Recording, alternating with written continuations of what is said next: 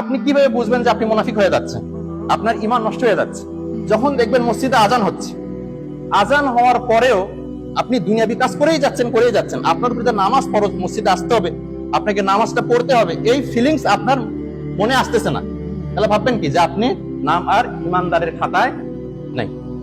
আপনার নামটা কি ইমানদারের খাতায় নাই, কারণ আপনার উপর যেটা ফরজ, সেই ফরজ বিধান পালন করার মতো ইচ্ছা প্রচেষ্টা কোনো কিছু আপনার নাই। আপনি দুনিয়াবি কাজ করেই যাচ্ছেন, এখানে আপনার ইমান কোথায় থাকে ভাই? তারপর আপনি মিথ্যা কথা বলেই যাচ্ছেন, কিন্তু আপনার মধ্যে কোনো অপরাধ বোধ সৃষ্টি হচ্ছে না।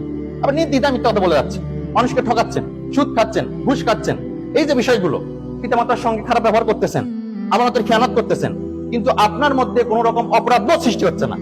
আপনি এটা মনে করতেছেন না যে আমি তো অন্যায় করতেছি, আল্লাহ সুবহানাহু ওয়া তাআলার কাছে আমাকে তওবা করতে হবে।